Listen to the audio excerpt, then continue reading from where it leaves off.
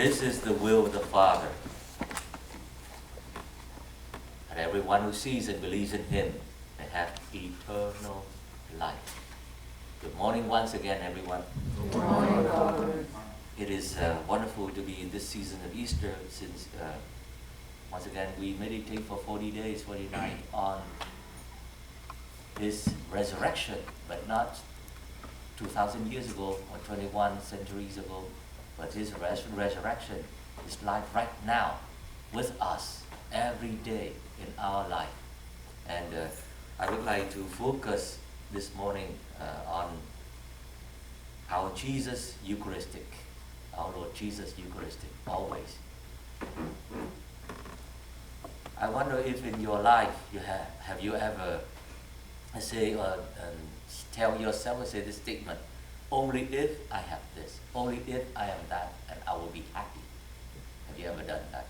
Only if I lose some weight, some pounds, I'll be happy. Only if I get a better job, I will be happy. Only if I get a better husband like the other ones. Don't you do that? But I don't know if the man would dare to say, only if I get a better wife. I've seen that happen. I was in Atlanta, Georgia, this parish mission, and this young man came to me and said, "Father, I followed my wife for 6 years, and she was the most beautiful woman in the entire world. And after I married her. We are married for 3 months. Now I wonder why I look at other women now. They are all more beautiful than my wife after 3 months married." Oh, bad, huh? Bad. You got what you asked for, and then after you got it, you don't want it anymore.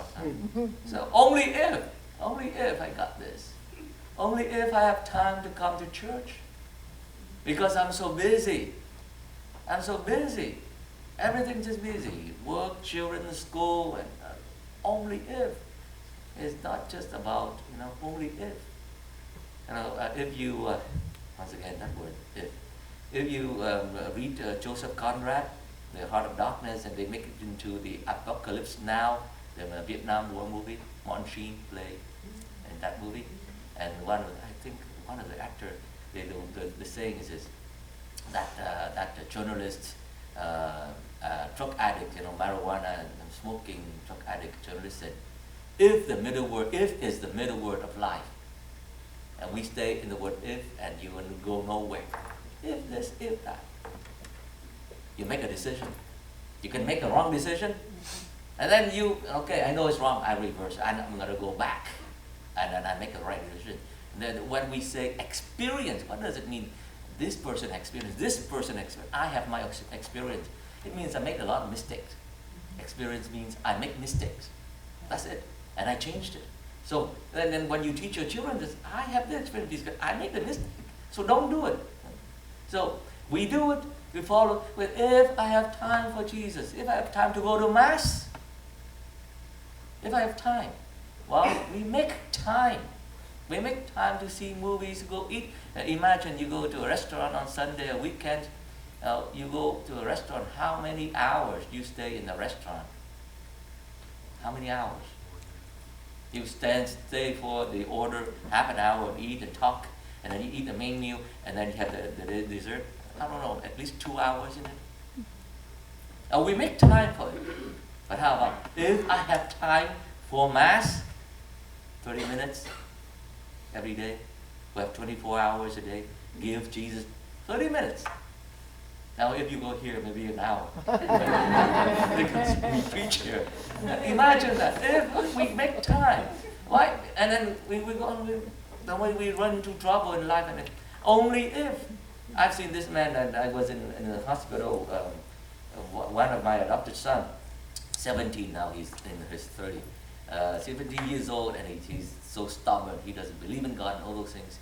At that age, and said, he challenged me that if God shows Himself to me, 3 times, and I'll believe in Him, and I will follow a vocation to become a priest. Well, I went to the hospital. This is the first time. Somehow, 17 years old, he had some problem in his stomach and his intestine, and he was about to die. was about to die. And I went to the hospital, I anointed him, said, you'll be fine. This is the first time because you damned God 3 times. So this is the first time. Okay. Okay. He said, okay, Father, that's the first time, and he had twice already the other time. But he said, Father, Papa, the man next to me in the hospital, he's a Catholic. We did not go to church for like 30 years. Father, why don't you come over there and Papa and talk to him? I went there and he said, I met him and he said, I'm Father Michael. And he said, yes, it's so good to see you. Father, I'm about to die and I have cancer. I've been away from the church for 30 years. I'm a truck driver. I cannot find time for Jesus. I told him, well, if you take away God's time, God will take it back.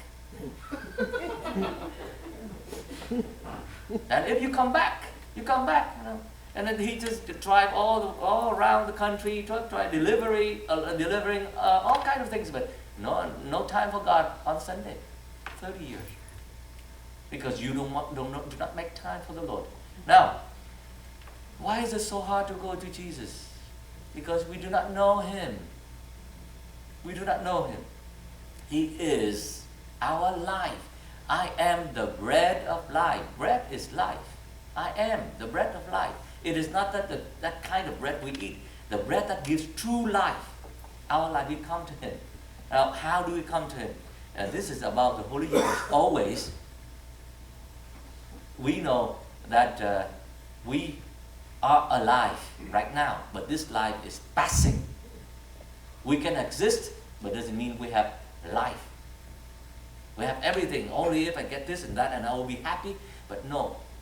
We get what we want and then we are not happy until we get Jesus. Jesus is our true happiness. And how come?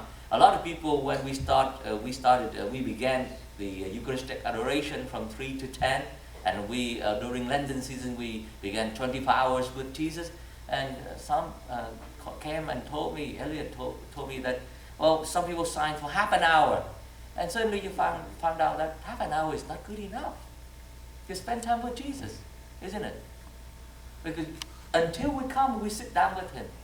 And we do not know what to do. It's not about what we do. Just be present with Him. And we'll see what happens.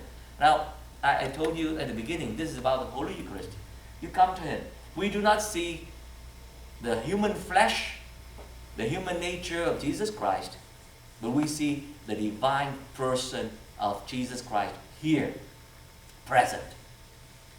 The whole heart of Eucharistic adoration is the adoration of the divine person of our Lord Jesus Christ. The divine person of Jesus Christ is here. He is God. So that's why we cannot see Him, but He is here. Just like I imagine, now my father who passed away 5 years ago, but he's still a person. He's not with me here physically, but He's with me, in my mind, in my memory, but not present physically. But Jesus is here with us physically, sacramentally, in the Holy Eucharist. We come and worship that divine person of Jesus Christ here every time. That word divine person is a tremendous, really profound word. We need to have more instruction on Him. But the more we come to Him, the more we see. The more we see, and the more we are supported or nourished and fed in our faith. And the more we come, the more we'll have that peace, and we are fed with His life.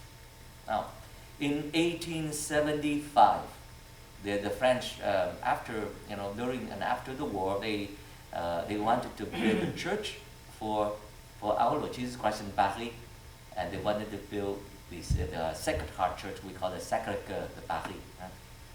They built it, and the way they built it was not about doing social work or helping the poor. And they do that. The soldiers came back from the war. They built that church, and the first thing they did was Eucharistic adoration. Imagine from 1875 until now, the French in Paris, they have 24 hours Eucharistic adoration for 141 years, continuously, non-stop. Imagine that church. Still there, it's the biggest church, Sacred Heart. How about here, Sacred Heart here? Why can't we? St. Lawrence has 24 hours, 7. St. Teresa, Sugarland, Holy Rosary. Why not here? Oh, it's too fixed. You're too quick, Father. You're moving too fast. Oh, life is, passing by too fast. When are we going to take time to be with Him? It is now. It's not if only or when. This is when. Okay, now. The answer to the when is now. Always, Jesus is here now with us. Come to Him. And you see, we do not understand, and then He will teach us it's not about me, it's not about you. And we do not save ourselves. The church does not save, but Jesus saves. And the church has Jesus. And I say this again and again. There's no church without the Eucharistic Lord. There's no Christianity without the Holy Eucharist. And this is our identity. Why a lot of our children, the young people, left and go to other churches? It is only because we do not go back to the source, the heart of our life. Our identity, the Holy Eucharist. Come back to Him. Come back to Him. This is wonderful because we come to Him. We come to our Mother Mary because Mary, she is the one, the only one who knows God more than anyone, any creatures in the entire creation. And if you come to the Lord, and you come to the Lord with Mary, imagine you are a mother. You talk about your son. You have a lot of things to talk about your son. If you do not understand, or you don't understand, know Jesus, come, Mary will tell you, because nobody loves Jesus more than Mary, including the angels. We can combine all the, the whole entire creation. No one can love Jesus more than Mary. And we do not understand. Come and ask Mary, Mother, you know more about your son than anybody else. You are the gospel. You are the gospel. You know the gospel. You have the gospel in your flesh. Teach us how to worship Him. Teach us how to serve Him. Teach us how to love Him. Guide us. Help us. So we can receive that bread of life. You live with that bread of life all your life. You see Him. You believe in Him. And of course, you are never hungry. You are never thirsty. So we need you to help us. So let us pray. We ask our Mother Mary with our one Hail Mary. Ask her to help this church to love her Son Jesus Christ in the Holy Eucharist. Hail Mary, full of grace, the Lord is with thee. Blessed art thou among women, and blessed is the fruit of thy womb, Jesus. Holy Mary, Mother of God, pray for us sinners, now and at the hour